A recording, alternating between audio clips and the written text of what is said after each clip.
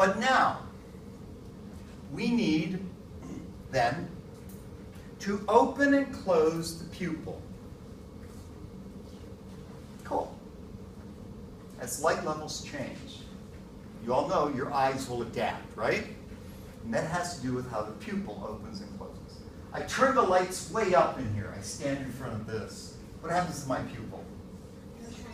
It starts to get smaller. That is a reflex you have no control over. What happens if you are in a darkened room? What happens to your pupil? It's bigger. What happens if you're on a date with somebody you're really interested in? They dilate. So you can always tell if you're with somebody and they say they're interested in you, if they really are, their pupils will dilate, which is why romantic restaurants are always what? Dark. So that you're forced to dilate, right? If you need to meet somebody for an important thing, do it in a brighter room. You can tell what's going on. So, this is a reflex that involves muscles in the iris. Pulls them open or relaxes so they'll close. So you can stimulate the pupil muscles, constricts pupils, pupils dilate. Parasympathetic constricts, gets smaller, dilate, gets bigger. You go, okay. Now why should the sympathetic get bigger and the parasympathetic smaller? Yeah. Sympathetic's fight or flight, so Yep. if you're trying to run from something or someone, you're going to want to see as much as you can. Right. Okay. But now let's say you are one of these people, you've got a computer there. Okay? You've got to focus on the computer. Do you focus better when your eyes are dilated or constricted? I can tell none of you have taken a photography class. When your eyes are constricted. So when your eyes are constricted, you're more likely to focus on what's sitting in front of you. So as they dilate, edges get fuzzy. We're back to romantic restaurants. Okay? No sharp edges. We want everybody to look fuzzy and attractive. Yeah. Okay. At the same time that reflex is happening, we have the reflex with the ciliary muscle. Those are the muscles that surround the lens. Textbooks always show muscle at the top and bottom, and it's all the way around, okay? Stimulates the muscle, results in bulging the lens for close vision. Inhibits the muscle, flattening the lens for far vision. Once again, it's a traumatic situation, it's a stress situation. Rarely does seeing something clearly up close have an effect on that. Seeing the bear from 100 meters is more important. These allow you to focus and utilize that book that's in your hands. These allow you to see something 100, 200 meters away that's threatening you. So, okay?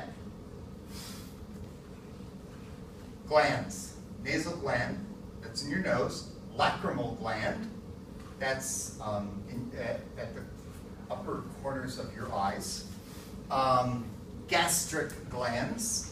Gastric glands are in your digestive system, and your pancreas is right about here. So, all right. Parasympathetic, secretory activity. These glands can secrete. So, when you're relaxed, it's easier for your nose to be stuffy. It's easier for you to have teary eyes. It's easier to produce gastric secretions for digesting food, same with the pancreas. Under sympathetic effects, all of those are inhibited. No. So in a sympathetic effect, you're inhibiting your nose and eyes. in a sympathetic event, you shouldn't be crying. Okay? Your nose shouldn't be running. If you're not crying, you can see more clearly. If your nose isn't running, you can breathe in and exhale greater amounts of air. Perfectly good sense. And you don't digest when you're in a sympathetic situation. Salivary glands. Watery saliva, thick saliva.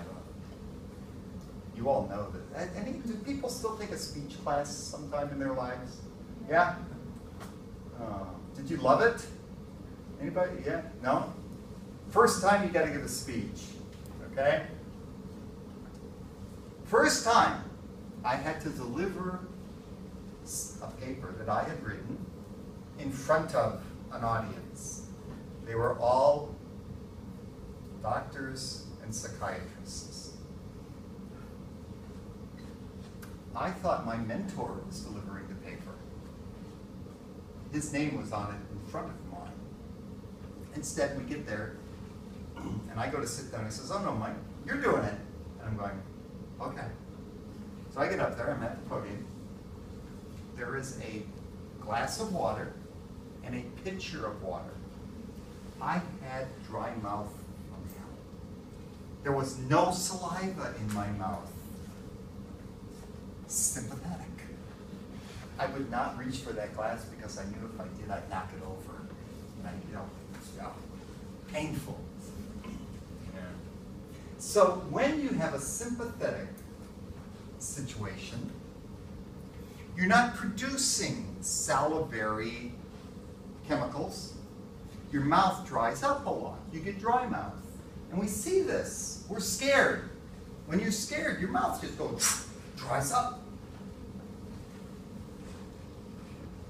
When you need to eat, that thin fluid helps you macerate the food so that it's easier to digest. Sweat glands. No innervation, parasympathetic. Stimulates sweat in the sympathetic. So typically, when you're nervous, you sweat. You're having a sympathetic response. The adrenal medulla, no parasympathetic. That's because the adrenal medulla releases epinephrine and norepinephrine. You need small amounts of these kind of under normal circumstances, but in a sympathetic event, you dump a whole bunch out. The adrenaline, the epinephrine, then has its effects on all your other organs. Your heart rate starts to go up and then skyrocket. Your muscles become tense. Your respiratory rate goes up.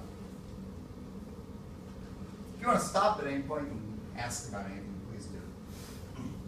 The erector pili muscles, yes! Your good old erector pili. It's the most common muscle you have. Yet if we took all of your erector pili muscles, it might add up to like a gram. Those are the little muscles attached to your hairs. So you're scared. Your hair stands up. Why? Yeah. Make you look bigger. Yeah, like really? Okay. Yeah. You want to really see this? Really annoy a cat. Watch a cat go from like just a cat to poof, this huge puffball. Yeah. So. It's a failed attempt at being big and nasty. Your heart. The parasympathetic keeps your rate going slow and low. Slow rate. Okay? It's your maintenance. Even without it, you'd have a slow heart rate. It would just be a little less regular. The sympathetic effects on the heart is that it increases the rate and the force of contraction. And that's because the sympathetic not only innervates those two nodes, those two neuronal nodes in the heart, it also innervates your ventricles. So that when you have that sympathetic event, when you have an adrenaline surge, you can feel your heart. You feel the rate goes up, and sometimes you'll swear it's pounding right against your ribs. It is just going away because the contractions are so much more forceful. Once again, This is to circulate more blood to your muscles so that you can respond to the problem. The coronary blood vessels. No innervation, vasodilation. What's dilation? It's the expansion. Vasodilation of the coronary blood vessels mean those arteries on the surface of your heart that aren't for moving blood but actually taking blood to your heart muscle open up. They open up so you can move a greater volume of blood to the heart because your heart is really driving this whole system now. Your bladder, your urethra.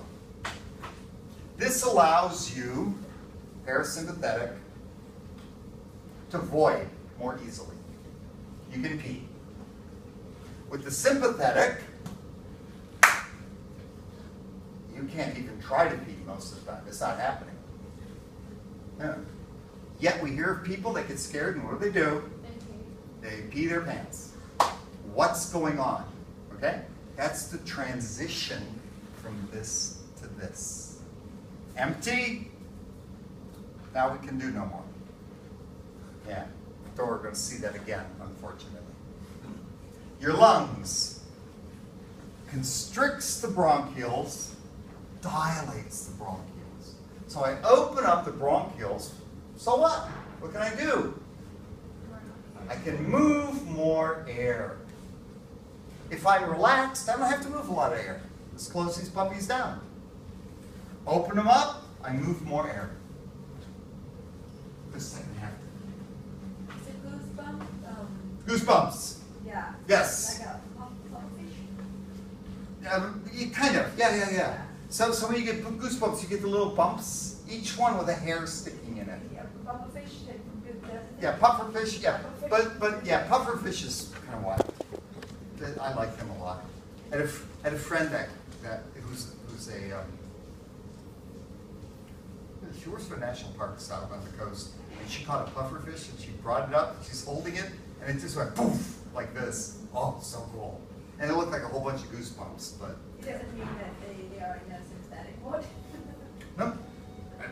They probably are in a sympathetic mode at that point, but that has nothing to do with it. Oh, okay. Yeah. All right, let's keep going. Digestive tract increases peristalsis. So, under a parasympathetic times, food is moving through you more readily. Decreases it. You're under a lot of stress, okay? You're more likely to have problems keeping food moving. Once again, that can vary, but pretty much that's the case. Liver increases glucose uptake from the blood. Stimulates the release of glucose to the blood. So, glucose in you is what you use to fuel everything going on. And under normal circumstances, glucose is moving from your blood into cells. Insulin allows it to enter cells, but this is there's a whole bunch going on here. Insulin is involved in part here. Under a stressful event, you don't want the glucose to be, just sitting in cells. You want it to get back out into the bloodstream where it can be utilized. So you release glucose from cells. So there's a lot going on. Gallbladder. Excitable. You can release bile. Bile is a digestive molecule. You use it for, let's not say digestive. It's involved with lipid emulsification. This inhibits the gallbladder.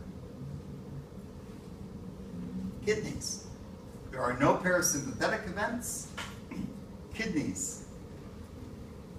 In a sympathetic event, your kidneys slow down. The filtration of blood slows down, which means you're not forming much urine. The urine that you do form tends to be more concentrated. Your penis, if you have one, okay? Vasodilation, you get an erection, parasympathetic. Sympathetic, you get an ejaculation. plants.